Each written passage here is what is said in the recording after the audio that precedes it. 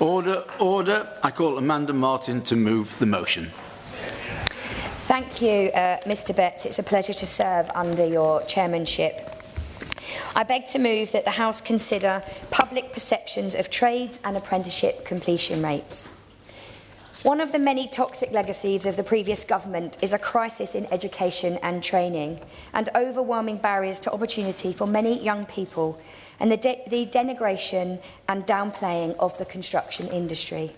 Young people in my city are not accessing the well-paid jobs, despite there being many opportunities on our doorstep from maritime, space, science and the trade sector.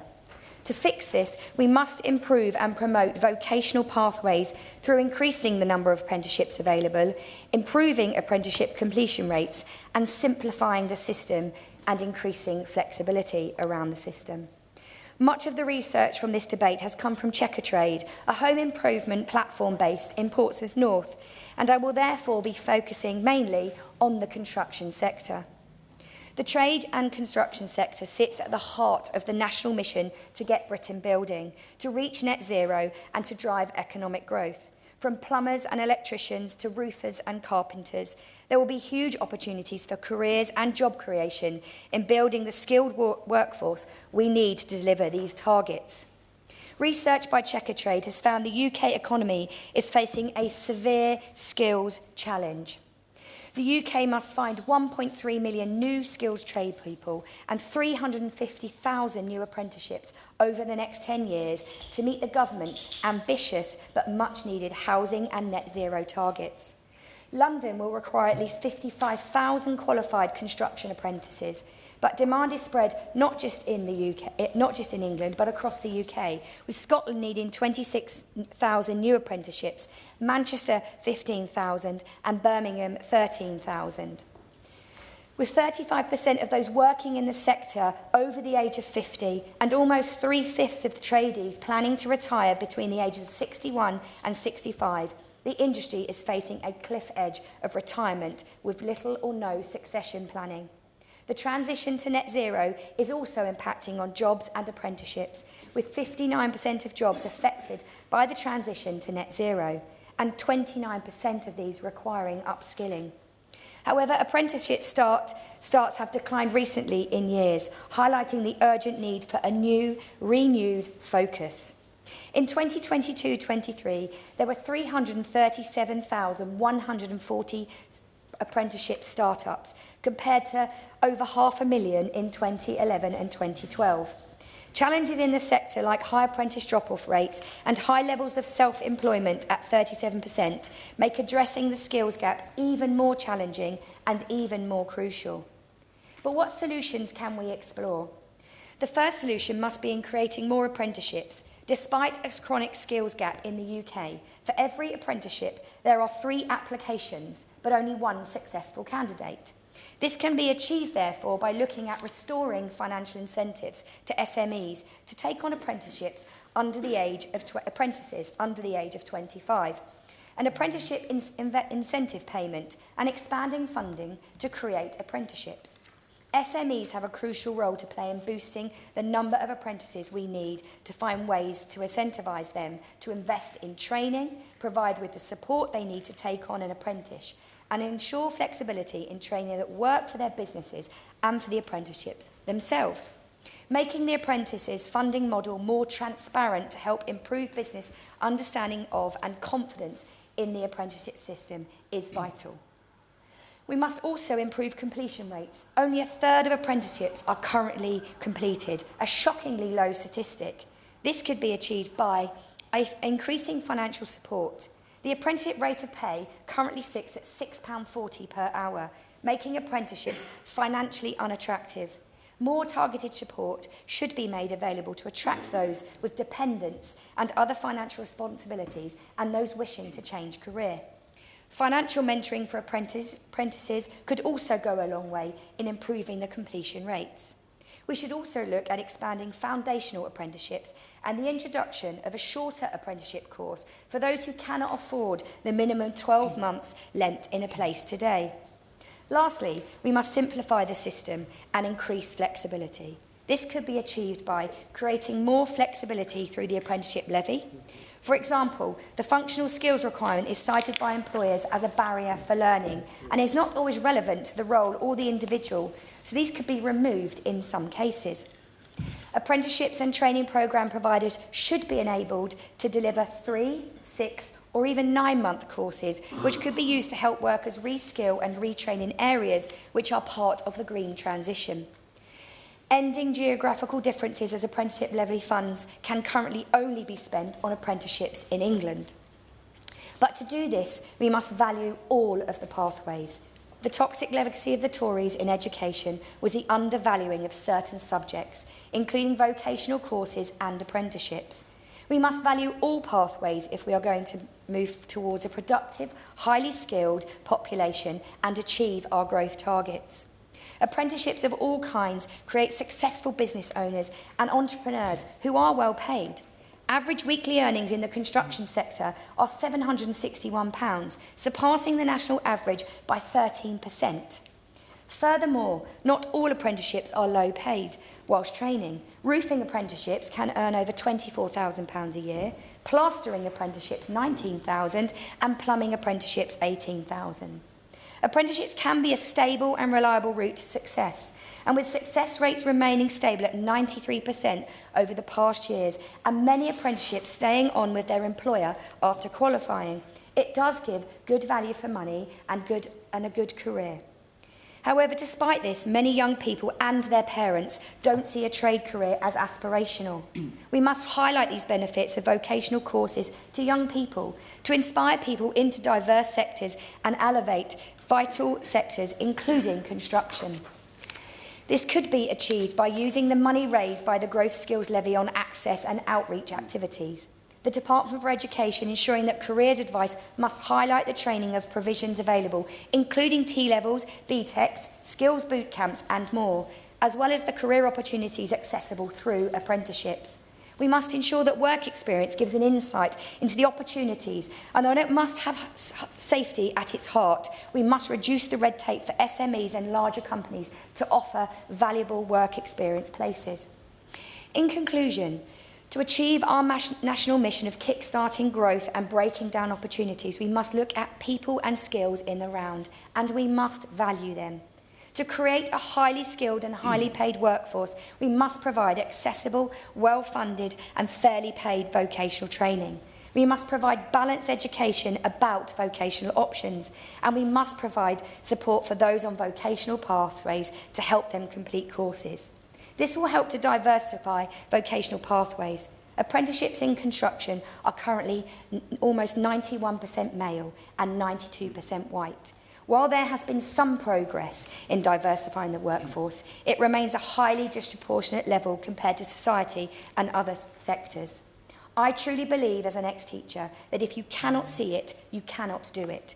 These opportunities must be visible and open to local communities, whether it's our young people or someone who wants changed career or upskill to a new career. We must place pride and value and respect in this sector. As a proud sister of an electrician, a daughter of a plumber and a granddaughter of a painter and decorator, I know the value of tradespeople in our communities and in our families. They are the backbone of our everyday lives. Building, fixing, ensuring our houses, schools, hospitals and communities are safe spaces and are functioning for our everyday lives. Thank you. The question is that this House considered public perception of trades and apprenticeship completion rates. Right. Probably much to his surprise, I'm going to call Jim Shannon as the first next speaker.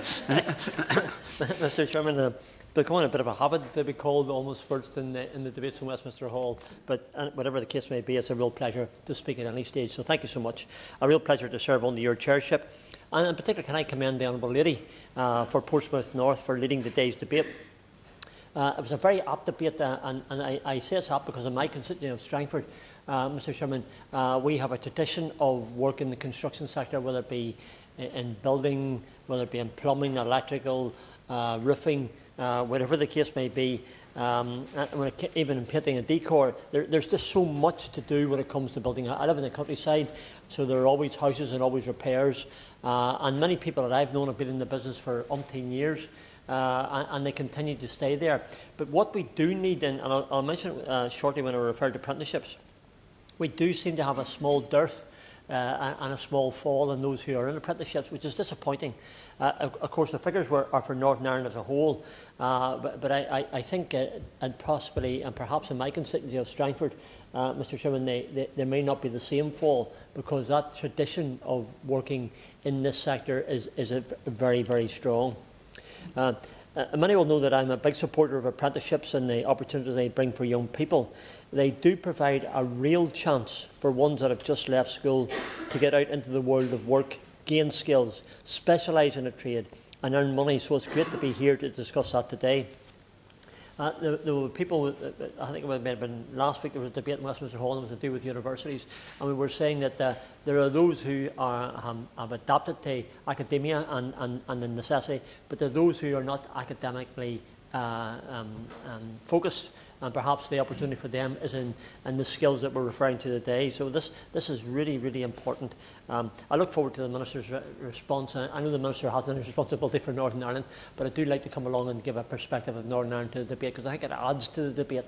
Ever mindful that this House of Commons represents all the 4 regions of the United Kingdom, where we can do things the better. And I know that the Right Honourable Lady also would choose, as I would, to share benefits and good things that we have with other parts of the United Kingdom as well. Also a pleasure to see the Shadow Minister in our place, and I look forward to her contribution as well.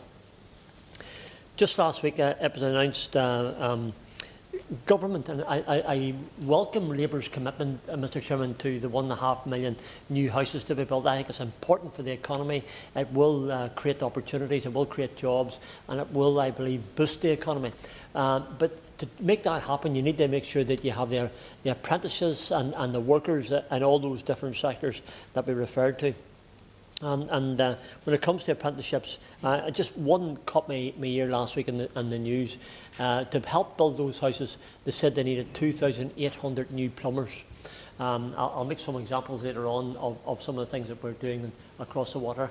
But it does perhaps tell us that if we're going to build all these houses, and I commend government for doing that, by the way, then we need to make sure we've got the workers in place to do that.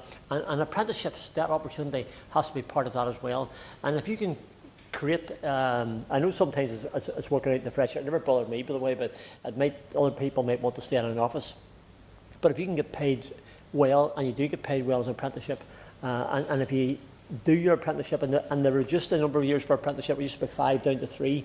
I think it's important that you can get your qualifications early on and then start to earn early on, because young people today, and why not, you don't want to decry, you want to encourage them. You want to make sure that the apprenticeships come, they do their 3 years, and then at the end of those 3 years they're qualified, and then they're earning big money. The opportunity to earn big money with Labour's commitment to 1.5 million new houses is here now. I'd love to hear what the Minister's got to say in relation to that, and how the Honourable Lady will encourage those people to take them jobs. I've also listened to comments made by the Honourable Lady in other speeches before, where she has emphasised the necessity of tackling our skills shortages across the United Kingdom. The Honourable Lady has said a few times, I've been at all those debates that she's been involved in, and how we can do this in terms of apprenticeships and dealing with the skills barriers. The Northern Ireland, specifically new participants in apprenticeships NI, decreased by 12% between 18-19 and 22-23, and by 24% between 21-22 and 22-23. Again, these are figures which are unfortunately quite disappointing, already highlighting that fewer young people are taking up apprenticeships as a form of education and employment. I suppose it depends on the society you live in, and perhaps maybe we in the Ards Peninsula and Strangford see a tradition of building and house building and repairs and so on. But across the whole of the United Kingdom, across the whole of Northern Ireland, it is unfortunately decreasing. In addition to that, participants who leave their course either with or without completing their framework are known as leavers. And I suppose the question that I want to focus on, and the Honourable Lady focused on in her contribution, is those people who start but don't finish. Because if we can get them to stay, encourage them to stay, and perhaps maybe the Honourable Lady, the Minister, will have some ideas how to do that, and I'd be very, very keen to hear what the Honourable Lady will say, because I think it will give us a chance perhaps as well to use her comments and share them with those in Northern Ireland. In 22-23, 5,746 participants left apprenticeships NI courses, 3,091 at level 2, 301 at level 2-3 and 2,354 at level 3. More than half, 56% of the participants achieved a level 2 full framework, and this was 6% points less than 18-19, but 13% points more than 2021. So again, it does perhaps show the need to be more focused. The figures are showing, Mr. Chairman, that we have thousands of people leaving apprenticeship courses and a further section of people only completing levels 1 and 2 and not continuing into level 3. Level 3 is where the money is, guys. We need to focus on that. Stick the course. Do what you're asked to do, and at the end of that, you're then progressing to good employment, good constant employment that's going to be reinforced with all these houses that are going to be built, and that encouragement. We need to make them them accessible and to increase and to continue with their apprenticeships and increase financial support through the apprenticeship payment rate, given these workers the pay they deserve, and highlight to young people that there are opportunities for career progression and stable, secure pay. For many, working to someone else can be the start to having your own business. I know down the Irish Peninsula where I live, the number of people who have their own business as a result of starting out in apprenticeships is incredible.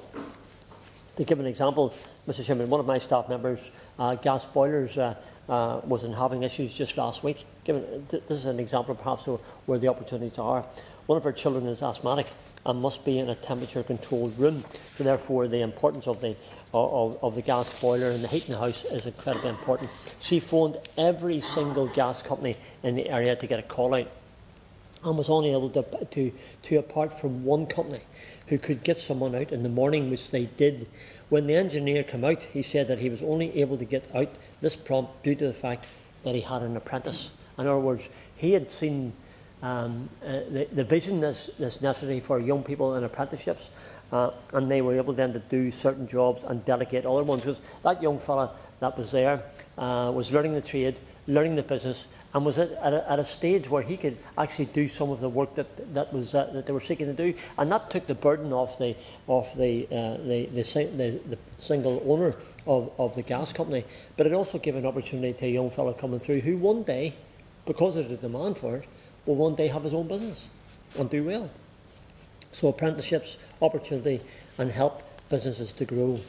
It's also fair to say, Mr. Chairman, that young people are under the impression that apprenticeships only refer to skills such as plumbing, engineering, mechanics, electricians, etc.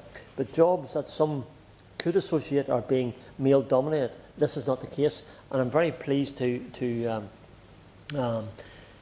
add to this debate by saying that we have a number of ladies, and they're progressing in the construction. I understand the business may be different, but there are opportunities for young ladies to involve themselves in any of those skills. And they're more than capable of being able to do that, and I would support that. But there are also other sets of skills out there, such as food and drink manufacturing, construction craft, sign making, print production, that young people can take advantage of, and some have and some will in the future. The responsibility for us as members, Mr. Chairman, is to make sure that that the correct provisions are in place to make people push themselves and to stay in their apprenticeship. Sometimes they need to be encouraged. The work can be hard, it can be maybe repetitive perhaps, but it is rewarding, and it can lead to their own employment and their own business further down the line. We must, I believe, fix the wage and give them the working conditions that they need to succeed. To conclude, Mr. Chairman, and ever mindful, I appreciate that the honourable member brings this issue here today. I think it's time for government to focus upon where the shortages are and how we encourage the apprenticeships to take these opportunities. There's so many young boys and young girls, young men, young women out there who I believe could talk about and see the benefits of apprenticeships. But we don't talk about the harsh reality that in fact our completion rates are low. So what do we do, and what can we do to make it better? We do have large percentages of those that decide to leave. I have hope that the Minister will endeavour to deal with these issues in parallel with her counterparts in the devolved nations. I always ask that because I I think it's important that we recognise, while we may live in different parts of this great United Kingdom of Great Britain and Northern Ireland, that the things that confront us, this debate today, are things that are salient to every part, every region. So if we can have a strong apprenticeship system across the whole of this great United Kingdom of Great Britain and Northern Ireland. Mr. Chairman, thank you so much.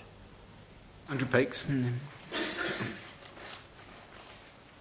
you. It's a pleasure to serve under your chairmanship, Mr Betts, and I congratulate my honourable friend for securing this debate, and it's a privilege to follow both my honourable friend and the member for Strangford, who have given us such a passionate case for the importance of apprenticeships to our economy, for young people and for those changing their careers. I'd like to put on record that I am co-chair of the all-party parliamentary group on apprenticeships and refer to my register of interest to state that I'm also on the skills advisory board for Google's AI campus, looking at new skills in new technologies. Just last month, I welcomed the Secretary of State for Work and Pensions to Peterborough College to visit apprentices and businesses to launch the government's Get Britain Working Again white paper. I had the great privilege to meet excellent businesses and apprentices doing brilliant work, including EML, Baker Perkins, Taylor Rose, Codem and Gen Phoenix. These businesses and learners are excelling in a system that has failed too many of our young people. Today's debate goes to the heart of my passion in this House to improve job opportunities for young people and career changers in Peterborough and around the country. And I'd like to put on record my pay tribute to Peterborough College and to my new university campus, ARU Peterborough, for the work they're doing in my city to transform life opportunities. In my constituency, apprenticeships are down and youth unemployment is up.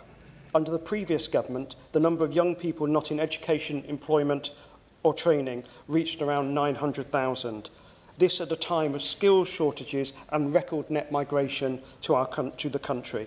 And this includes a 40% slump in 16 to 19-year-olds taking an apprenticeship. Unforgivable. This government, I'm pleased to say, recognises the severity of this, and I pay tribute to the Minister for her sterling work championing the cause of skills. So there are two challenges around the perception and reality of apprenticeships I would like to talk about today. Firstly, following my honourable friend, I'd like to look at how the government must mend the broken apprenticeship levy and increase opportunities.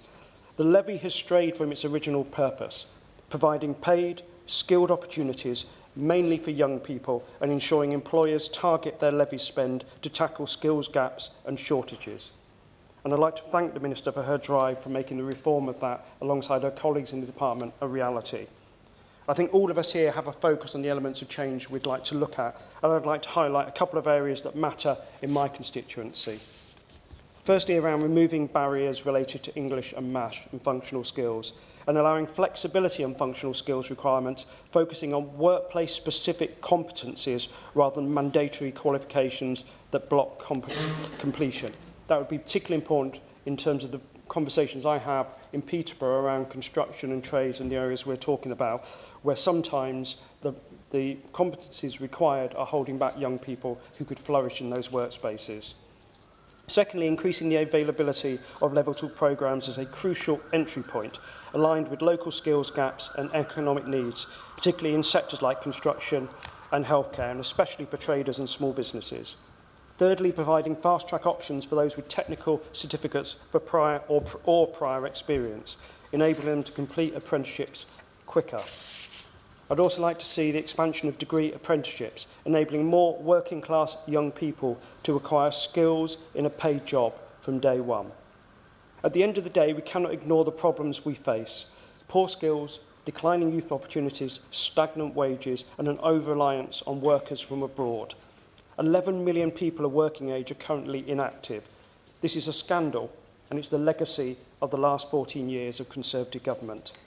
We all now have a duty to turn this around by generating thousands more apprenticeships for young people, especially those under 25, and this will be central, I believe, to the mission of this government. And this brings me to my second challenge, a much broader one, about how we talk about apprenticeships. The topic of this debate is central to that: the perception of trades and apprenticeships. We need to change the language, culture and approach to careers guidance and apprenticeships. I totted up the list from my office, and I've met over 100 businesses now and learners since I've been elected, both in my constituency and more widely in my work on apprenticeships.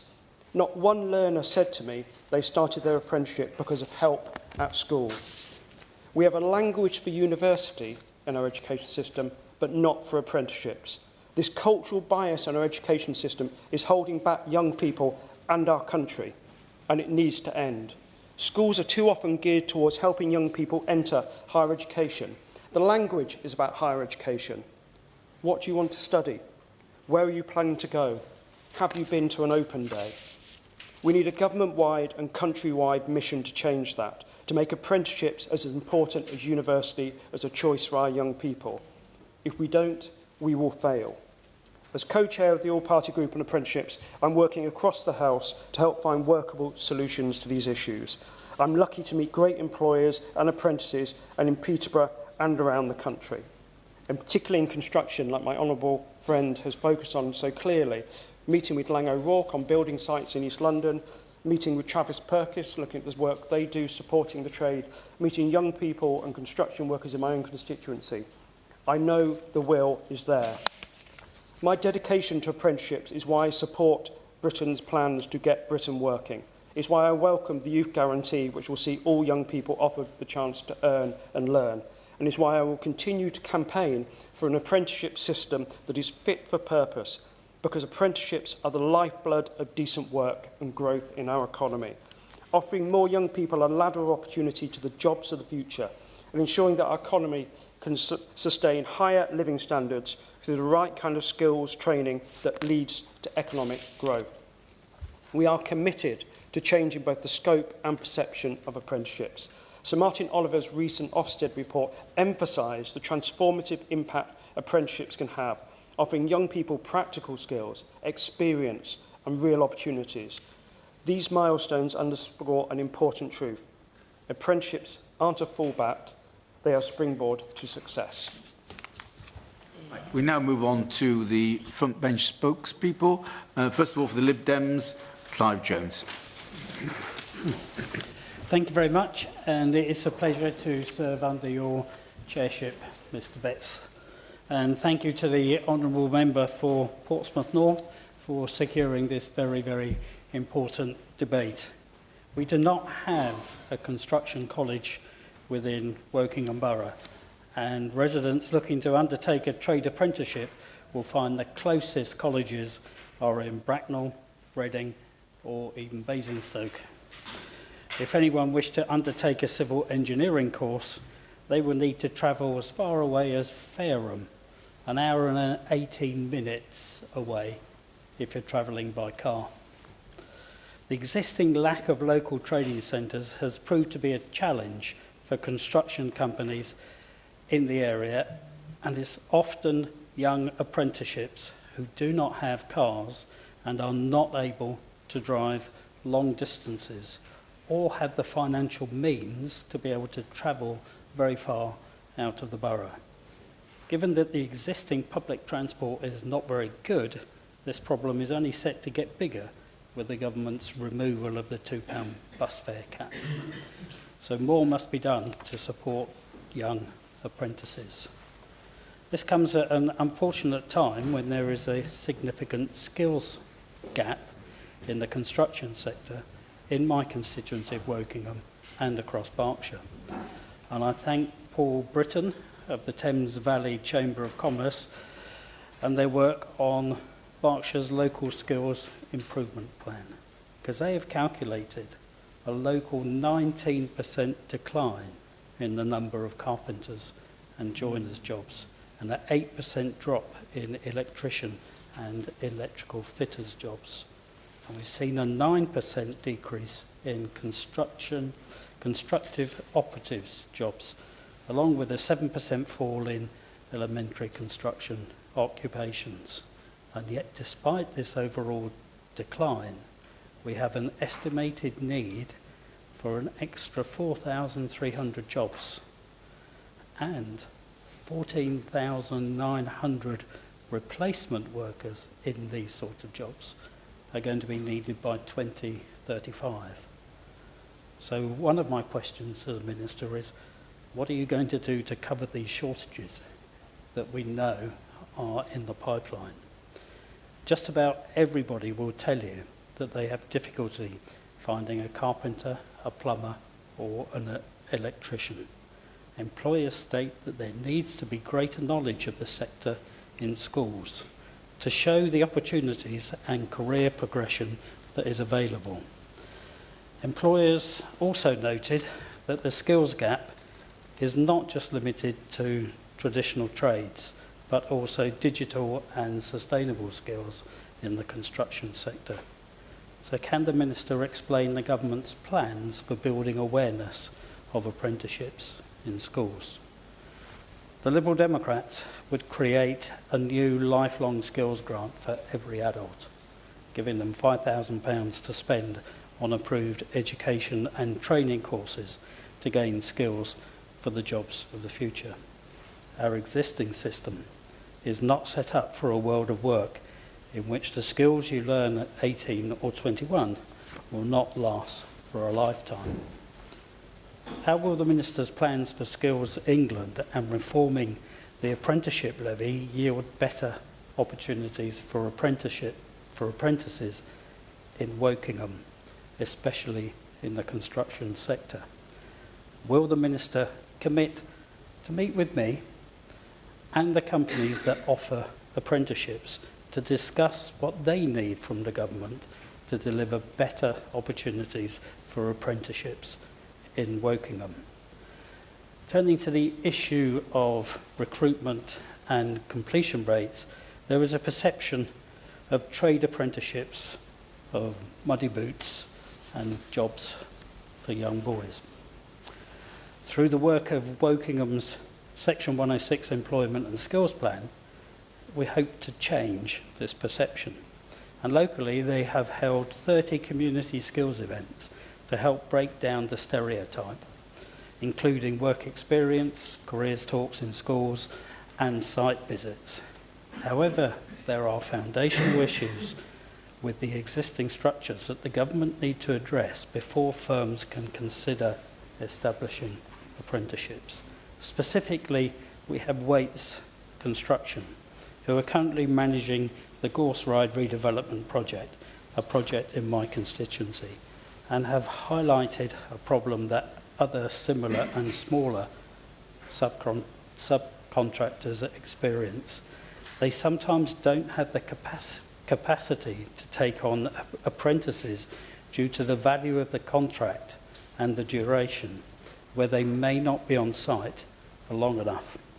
And while shared apprenticeship schemes are great, they are paying agency fees on top of apprenticeship wages, which leaves it as an unaffordable option. Can the Minister address the issues raised by Waits Construction around affordability of apprentices, and what more can be done to ensure businesses like theirs can take on more apprenticeships? Thank you.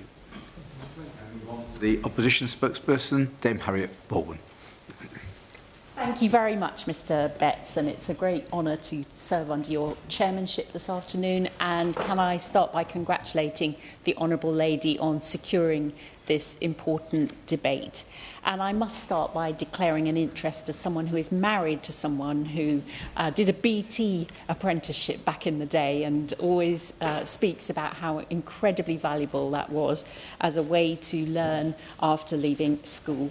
And so I did slightly bridle Mr. Betts at the rather attacking political tone that I heard from the Honourable Lady in her opening remarks, because I do think that if there is one thing that we have complete cross-party consensus about in this Parliament, it is about the value of apprenticeship routes and the importance of apprenticeship routes. We may occasionally differ on the means, we may occasionally differ in terms of the approach, but I think we would not differ in terms of the end and how important it is for our country and for our economy to have more people doing apprenticeships, because they do offer a wonderful opportunity for young people to learn those valuable skills on the job and earn a salary while they're learning.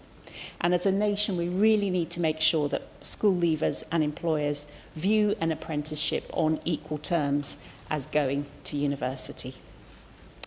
And I will point out some of the positive statistics from the last government's track record. Nearly 70% of occupations could be entered via an apprenticeship by the time the last government left office. In 2009-10, there were fewer than 500,000 people participating in apprenticeships, but by 2023-24, there were over 735,000 participating and training under the more rigorous industry design standards introduced in 2014. And the 178,220 achievements reported for the 2023-2024 academic year represented the highest number since the pandemic in 2018-2019.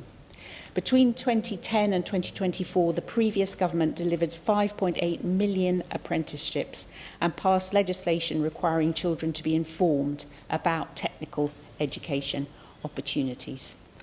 And it's crucial, and I'm sure we will hear from the Minister on how the government intends to build on this legacy. According to the Liverpool School of Plastering, the UK will need to recruit over 1 million tradespeople by 2033 to meet the demands of a growing population and the infrastructure requirements. And the Honourable Lady, in her speech, highlighted some of the important roles in her constituency that would require that. The shortfall that we have in this country is driven partly by an ageing workforce, but also, as the Honourable Lady rightly highlighted, the negative perceptions of trades and of the demand outstripping supply. And some of those negative perceptions that young people have include seeing these jobs as very physically demanding, low paying and lacking in career progression.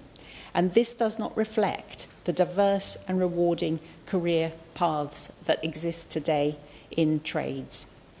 In the autumn budget, we heard that the Chancellor is increasing the rate of pay for apprenticeships by some 18%, up to £7.55 an hour.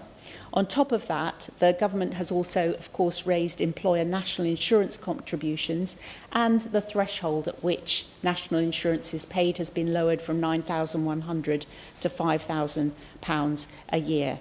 It's important to note that the crucial point seems to be how this cost squeeze in terms of employing apprenticeships will actually impact on businesses in the number of apprenticeships that they are able to have in their businesses. And this is something that we will be following and scrutinising in the weeks and months to come. So I want to conclude my remarks by endorsing what we've heard from so many speakers this afternoon about the importance of apprenticeships, about the incredible opportunities that they offer to so many young people, about the importance of some of the issues such as transport to some of those opportunities, and then just the awareness and knowledge that both businesses and young people need to have. And with that, I look forward to hearing from the Minister. Will the Minister to respond? Thank you, Mr Clive Betts. I congratulate my honourable friend, the member for Portsmouth North, on securing this important debate, and I thank my honourable friend for speaking so passionately about the importance of apprenticeships as a route into the construction sector, as well as into so many other vital industries, and all of the elements and points that she has raised that I will endeavour to respond to. I'd also like to thank the other members that have contributed to this debate. The Honourable Member for Strangford, Peterborough, Honourable Member for Wokingham, and obviously the Shadow Minister for West Worcestershire, yes, it's like the crisp, isn't it? Absolutely. So very much thank everybody for their participation. And I would agree, actually, that everyone across this chamber does care about young people and fully accept that young people need to be in apprenticeships where that's suitable for them, because obviously if that's right for them, it's also right for getting the economy going and growth in our country that we so desperately need. And it's right that we put our efforts in as a government to make sure that young people are succeeding in this area. But I would also say that we have inherited a picture that was not as positive as the Shadow Minister mentioned, because we know that around a third of vacancies in the UK are hard to fill due to a lack of skills sectors, with large shortages including in construction and information and communications. We have skills shortage vacancies, which make up a significant proportion of all vacancies in construction, information and communications, manufacturing, and health and social work.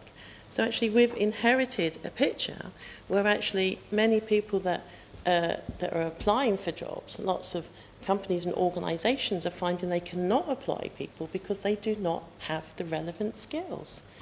And we have millions of people that need to be in work that don't have the skills where they could fulfil their potential in certain jobs.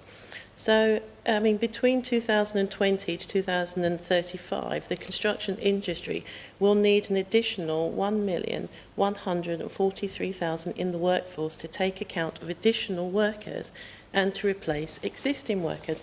So we really do have our work cut out for us, which has obviously been mentioned by members across this House.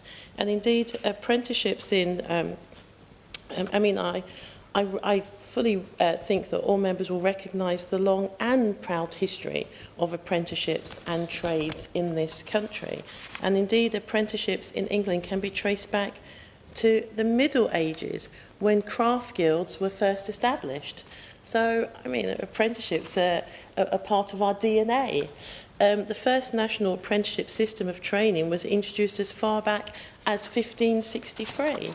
So despite having long-standing history of apprenticeships, particularly in areas like construction, which has been mentioned, in vital occupations such as bricklaying, plastering and plumbing and so on, it is concerning that in recent years we have seen declining apprenticeship opportunities, particularly for younger people. It is of great concern that following reforms of apprenticeships, including the introduction of the apprenticeship levy in 2017, apprenticeship starts by young people under 25 fell by almost 40%, according to the Department of Education's published data. It is concerning that so many workers and employers have told us they find it difficult to access the skills they need, particularly in critical areas such as construction trades. Now, in terms of how we will approach this, the UK construction workforce is just over 2 million, according to the latest figures from the Office of National Statistics. But despite an average of 38,000 vacancies advertised per month, almost a third of construction's employee reports that finding suitable skilled staff was their key challenge, a point that I've already mentioned. In addition, our labour market and skills projection suggests that between 2020 to 2035, we will need to work hard to make sure that we have over 1 million people to replace people in this sector. Now, we need reform of our skills system so that we are able to meet such demands, and that is what this government is exactly going to do, and indeed is what we have begun to do. It is clear that the skills system is fragmented and has lacked a clear plan. This has resulted in a lack of clarity around which sectors need prioritising and have led to a skills landscape that is confusing to learners and employers.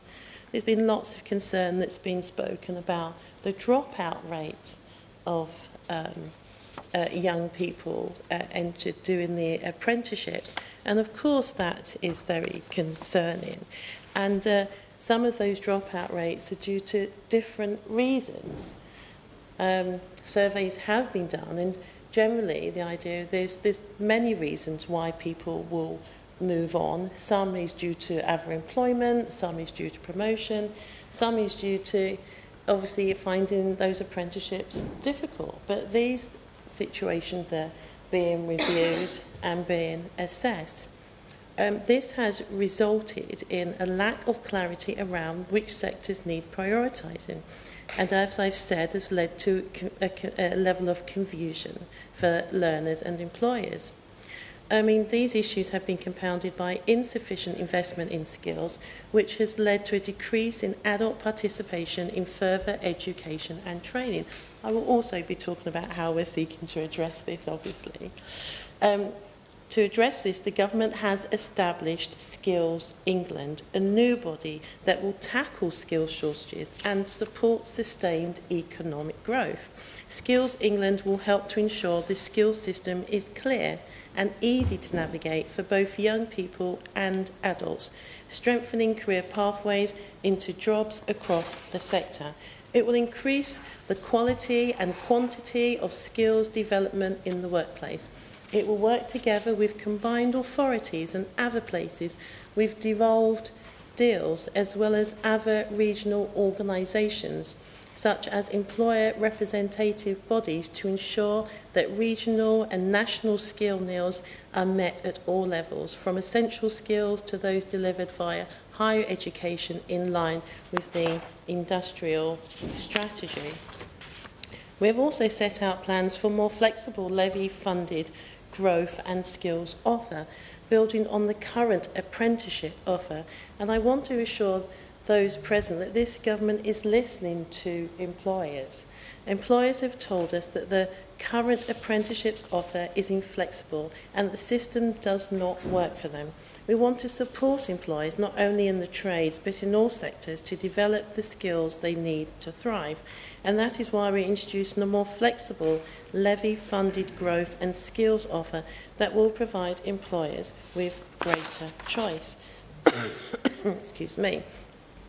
As a key first step towards greater flexibility, we are introducing new shorter duration apprenticeships and foundation apprenticeships, responding to employers who have told us that not all roles or all learners have a need a minimum of 12 months training.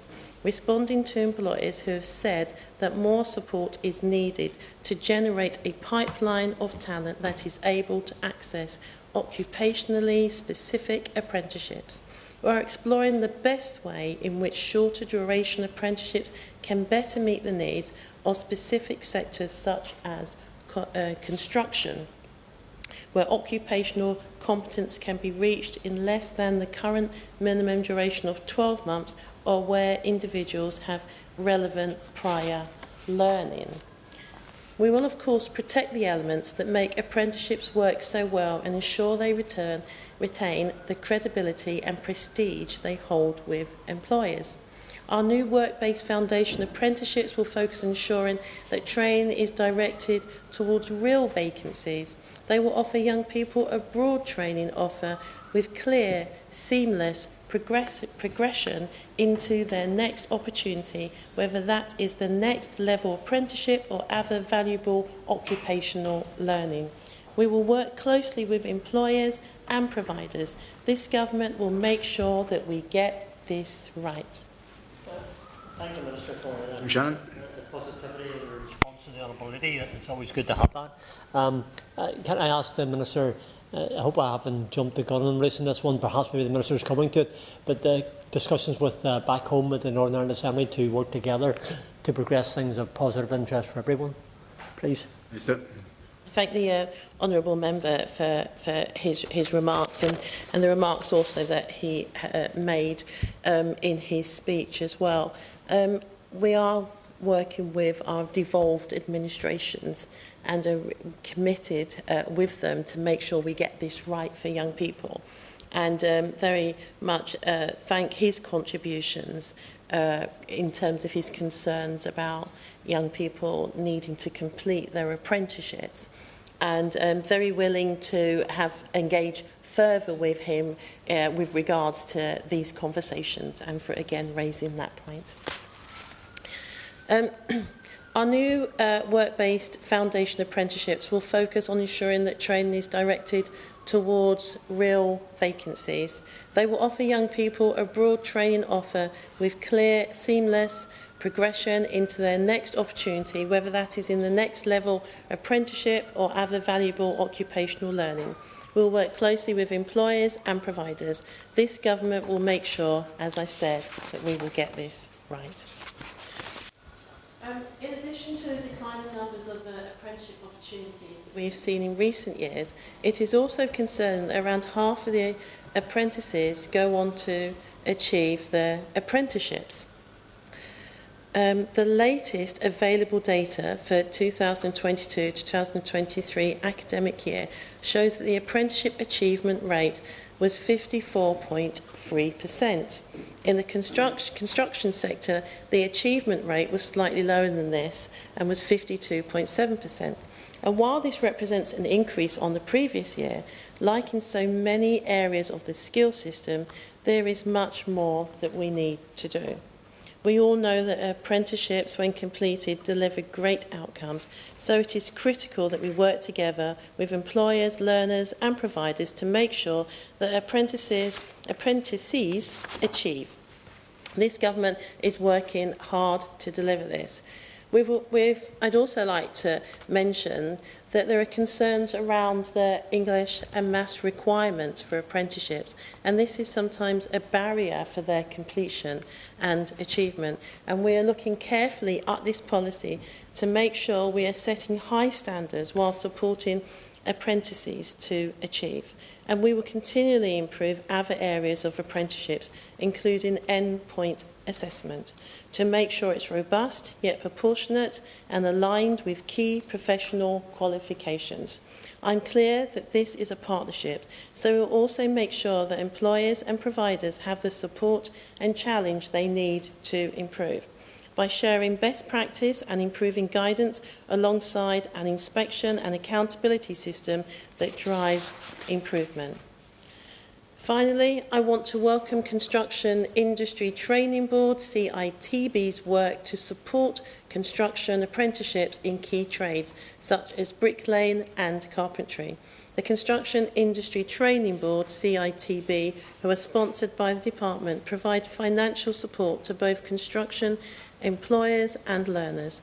Employers can claim $2,500 per year per apprentice, while individuals complete their apprenticeships and a $3,500 achievement grant on successful completion of their full apprenticeships. Apprentices that go on to complete their apprenticeships can look forward to wage returns and more secure employment. I would also like to mention the point by my honourable friend, the Portsmouth North, just to gently to remind her that the Chancellor did set out in the budget that the apprenticeship minimum wage will increase by 18% from April 2025, from £6.40 to £7.55 per hour. The median annual earnings for apprentices achieving a level 3 apprenticeship in the construction, planning and built environment sector in 2015 to 2016 were £21,730 1 year after studying, rising to £29,620 5 years later. But we will make sure many more apprentices, including key trades, see those benefits in the future. Now, small and medium-sized enterprises, as mentioned by my honourable friend, is a key area of interest. And they are a driving force in the construction sector. They play an important role in providing local opportunities to young people. We provide a range of financial support to help them take on apprentices.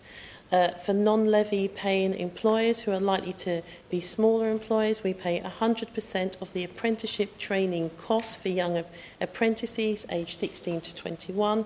We also provide £1,000 to employers when they take on apprentices under 19 in recognition of the additional support that younger apprentices may need when entering the workplace.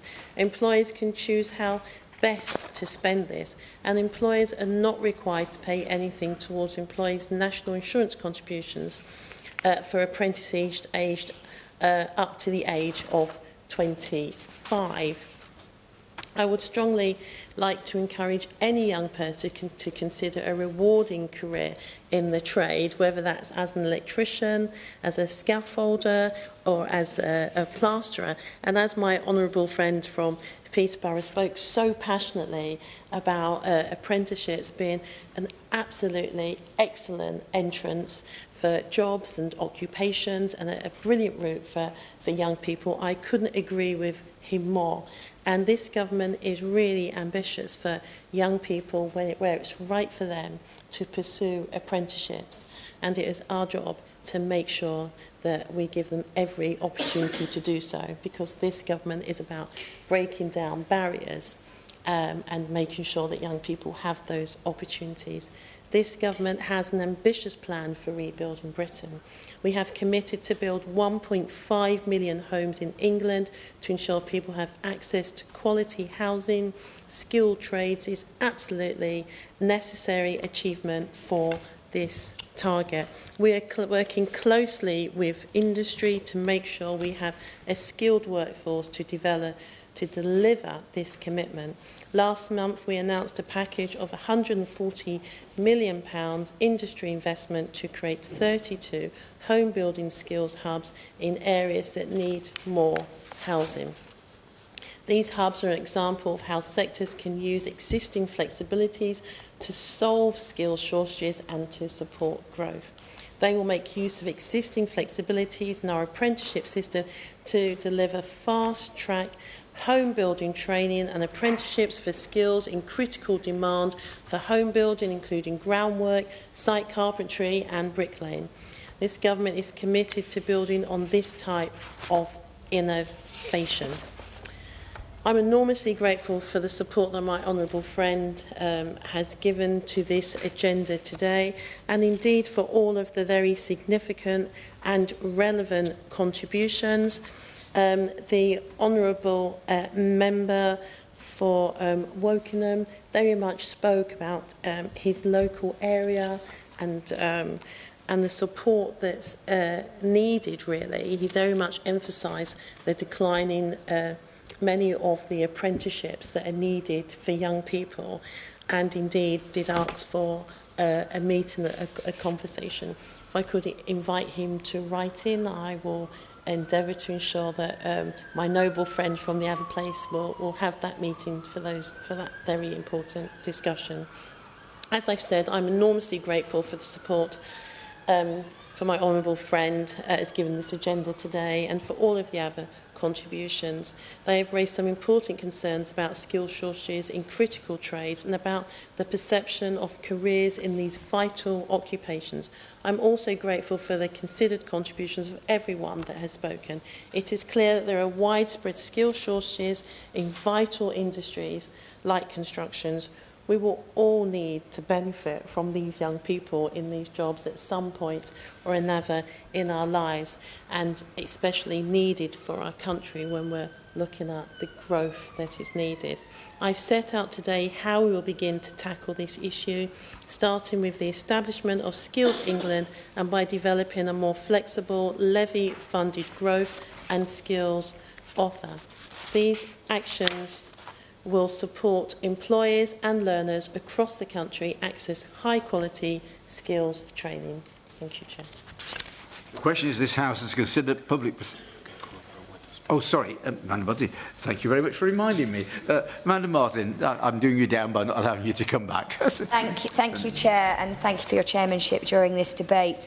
I want to thank everyone for their valuable contribution to this debate, and I welcome your research and insight into this topic. And if I may, Chair, I'd like to touch on a few points. I'd like to thank the honourable member from Strangford for his Northern Ireland perspective and the questions he posed. But I do want to say that working in a trade is and can be a career for those academic kids as well as those that would normally traditionally follow a vocational route. I met a wonderful young man at Springfield Secondary School Year 11 Awards evening, and he did very well, getting 9s in all of his GCSEs, and had proudly taken up a carpentry apprenticeship. He was so passionate in his opportunity that he was having, and it just gave me goosebumps to have that conversation with him. So it's lads like that we need to put at the forefront to say, actually, this is a career path that can be taken. I'd like to thank the Honourable Member from Peterborough for his promotion of the trade sector in his constituency and in this place, and for his solutions and ideas and his passion to elevate the status of trade, something that I absolutely echo. And the Honourable Member from Wokingham, stark statistics actually that you presented, and the difficulty young people are facing in accessing training and the starts in their career. And I can echo that it is difficult enough to find a tradesperson. They're always busy, but try doing that when it's one of your family and you become a love job, you definitely go to the bottom of the list. My mum has had a dripping tap for over a decade, and I had a light in my front room that we call the big light that did not work for 18 months. So I know that it's even worse when it's a love job from your family, so absolutely. I want to make a few points from the Shadow Minister. Firstly, it's good to see the Shadow Minister, and obviously she's got her background with her husband, made a commitment to apprenticeships and their value, because previous government initiatives didn't seem to do this. When we had levelling up, it didn't work. Those areas of affluence actually saw more sign up to apprenticeships, and our deprivation areas saw a drop. And also the higher level apprenticeships didn't work because there was a drop in the construction industry in that, but it's good to see that. I would like to also thank the Minister for her contributions and commitment to the trade sector, the people working in that, be that the businesses or the apprenticeships or our future apprentices, for the changes that we've started and that we've identified, and we hope to continue. And I hope, if she won't mind me saying that, I'd like her to take back to the department some takeaways from today's debate. To achieve the ambitious growth and house building targets, I'm pleased to see that we are pursuing, this government is pursuing, we must upskill as a country, and vocational education has to be central to that across the country. Broadening the pool of apprenticeships not only solves an important part of the skills gap facing several sectors, and notably construction, but it unlocks opportunities for young people and those who want a career change. We need more apprenticeships to use the more flexible apprenticeships that have been talked about today, and we need those to work for a diverse range of people. I myself was one of the first girls to do a GCSE technology, design and technology, and this is why it's always been a big passion of mine, and I think that we need to look at what we're doing in our education systems. We need a system that values all pathways equally, so that that young man from Springfield is not a unique person in pushing himself into this career. And we must celebrate and elevate this vital sector and show young people that and those not so young wishing to change their career of the possibilities, the positivity and the opportunities available. And I want to thank everyone that works in that sector that is doing that day in and day out. Apprenticeships can lead to successful businesses, higher wages and skills to be proud of. And I'd like to see our education system and society placing vocational training at its heart and ambition. And as I have said, and I continue to say, if you cannot see it, you cannot do it. And I'm pleased that this government is recognising this and is beginning to unlock and make improvements immediately. Thank you. And now we come on to the question. The question is that this House has considered public perceptions of trade and apprenticeship completion rates. As many of that opinion say aye. The contrary, no. I think the ayes have it. The ayes have it. Order, order. We now suspend the sitting until 4 p.m. when the next debate will begin.